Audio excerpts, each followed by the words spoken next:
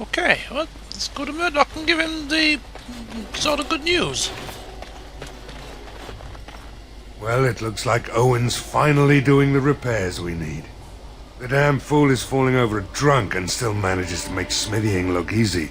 Good enough, I say. Yes. I'll send one of my men to inform Bantegan the militia is ready for battle.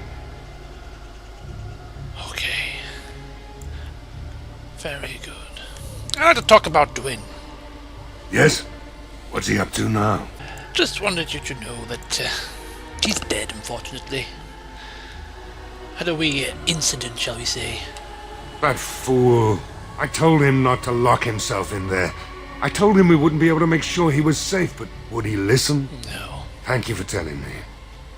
Another senseless death to add to the list, I suppose. Shame. Okay. Right. Let's hope we see morning. Well, whatever to do now? I think the only thing we can do is speak to that Sir Perth chappie. You coming, guys? I'm just going to stand there. Come on.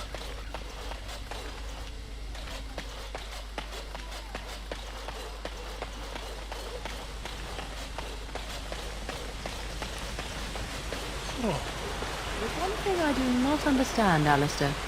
Just the one thing. About you, perhaps. Why the deception over your parentage? Yes, I'd I figure agree. you'd be the sort who knows all about deception. I do. And what use the deception might have had ended when King Caelan perished, did it not? Maybe. I guess I was sort of hoping that would go away. The truth does not go away. I didn't say it was a good plan.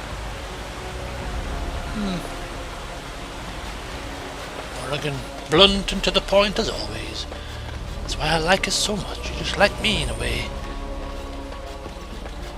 Only a bit taller. Who goes there? Greetings, Grey Warden. I am as relieved as Bantegan is to see you here. I must admit I am unfamiliar with addressing a dwarf of your station. I do not wish to be rude. Well, just watch what you say and I won't be offended then. Just call me Austin. That'll do for now. As you wish, and thank you kindly. I am Sir Perth, until recently in direct service of Arl Eamon of Redcliffe. For now my charge is defending the village from these evil assaults. Would that I had chosen not to seek out the urn of sacred ashes. Perhaps I would have fended off whatever evil befell the castle, or perhaps I would be dead.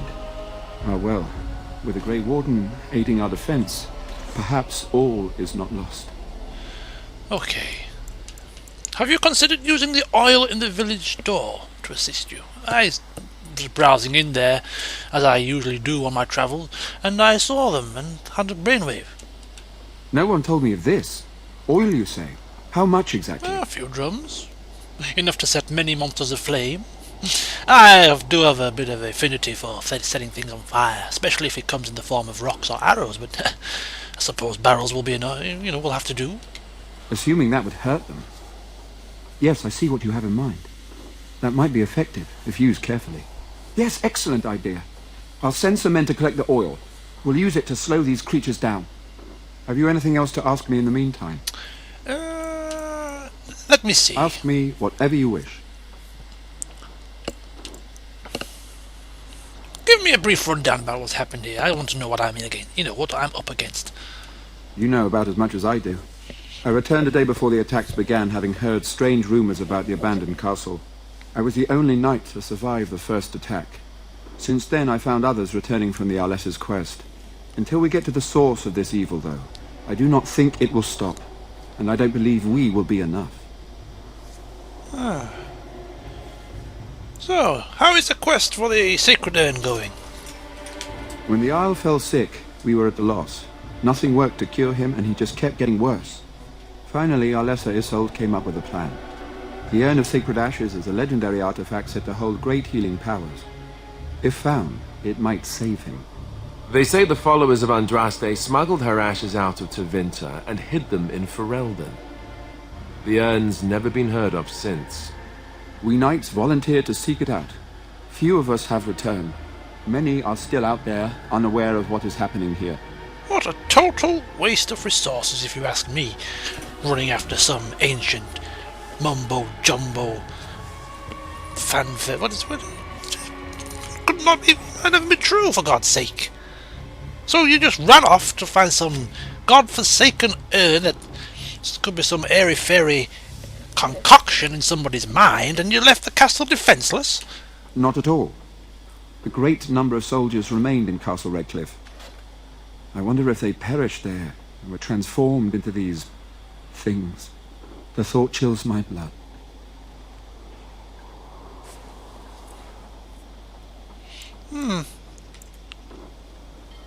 So why did the Alistair believe anyone could find the urn anyway? She has any other information, insider knowledge, that it exists? The Earl once employed a scholar, Brother Genetivi. He had proof the urn was in Ferelden, or so I was told. Proof? Huh. Right, so as regards to the Earl, what is this sickness anyway that he's come down with? We were never certain. He thirsted for water and then grew weaker and weaker. He brought in a mage, but even that did nothing. The Alistair believed he was cursed and that we needed the power of Andraste herself, or he would surely perish. Okay then. As you wish. So I believe you may need my help to do something. So what can I do? We have sufficient armor and weapons, but my knights are too few to stand against the monsters without assistance. Perhaps you could approach Mother Hannah in the Chantry for some holy protection against these evil creatures. Oh, you got it. Otherwise, I do not know what else you could provide beyond your own talents. We're as prepared for the onslaught as we could possibly be, all things considered. I'll see what I can do. That gladdens my heart to hear it. Is there anything else? No, nothing comes to mind. If you have not spoken to the Mayor, Murdoch, you should. His militia is far more in need of aid than we are. Okay then. As you wish, Grey Warden. Make a watch over you. Right. Well, I'm certainly not going to no Chantry, old lady, asking for some blessings to be cast upon us. What good's that gonna do? Blessings. I'll give her my blessings. Oh, what's this? Say no more.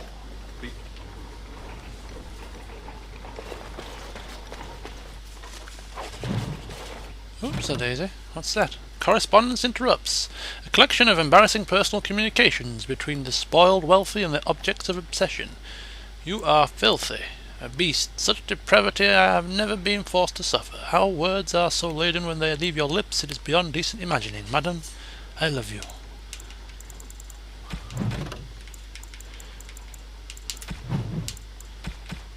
Redcliffe. There we go. Village under siege. So what do we need to do now? Seek out divine protection. Oh, fine. Bloody divine protection. Talk to Caitlin back in the Chantry anyway. And find Velena. If I can. Oh, what's this?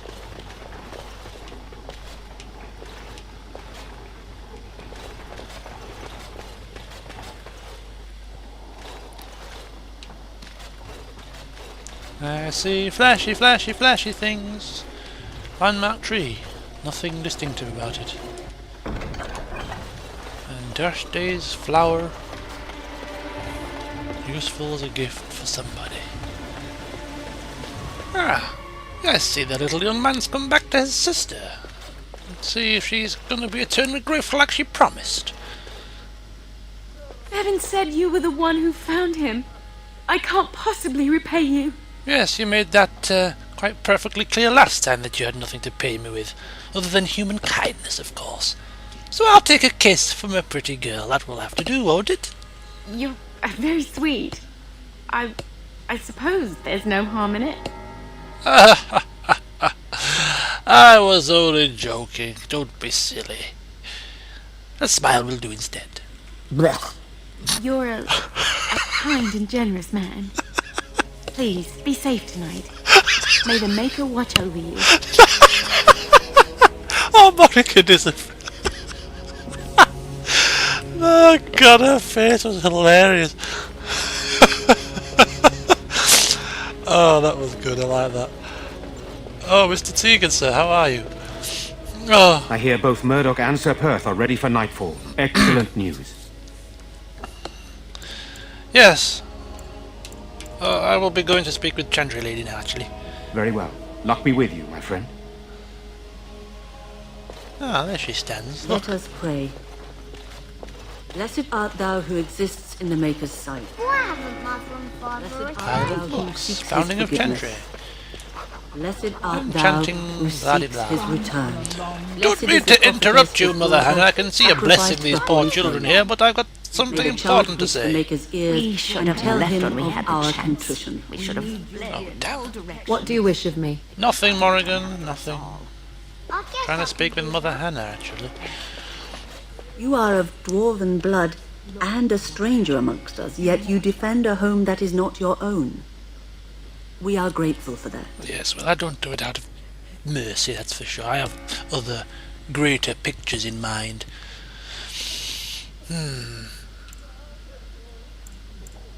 I have my own reasons to be here. Which doesn't include protecting innocents. Regardless, I am grateful the Maker brought you to us. Allow me to introduce myself. I am revered Mother Hannah, head of this chantry, which for the moment is a place of refuge for these poor villagers. How awful this must be for you all. Is this everyone who's left? All those who cannot Everyone has defend left? themselves, yes. They are terrified of tonight's attack, and I fear these walls will not keep them safe. What can I do to help with your task? Well, I was speaking with Sir Perth, and apparently he wants holy protection for his knights. I have done all I can for them. I pray for them each night and seek the Maker's forgiveness for their sins before they face their deaths. What Sir Perth seeks is something that is not in my power to give. Excuse me? What do you mean? You're a revered mother, aren't you? Do some revering! Sir Perth believes that I can protect them against these creatures, a shield only the Maker can provide, and that I withhold this power. Well, can't you just tell him the Maker will watch over him? Morale is a powerful thing, you know. You mean you want me to let them think the Maker protects them in a real sense? I will not lie to them like that. Don't think of it as a lie.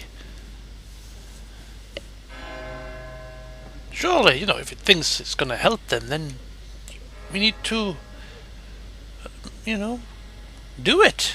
It's a desperate times, lady. Can't be picky or choosy about our morals right now. I cannot do it. I know that their own faith may inspire them, but these men need to find confidence on their own. I simply won't lie to them. Fine. Now, please, let me tend to these poor folk. I must do what I can, and I suggest you do the same. When your chantry burns to the ground with your stupid hairstyle, I'm sure they'll thank you for your moral standing, Mother Hannah. I hope never to clap eyes on you again.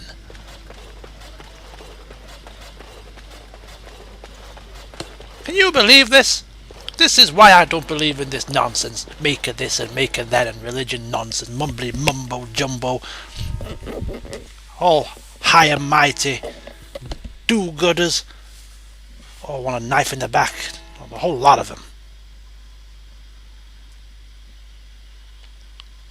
Preferably a knife in the front so they can see who's delivered the killing blow. Much more preferable, in my opinion.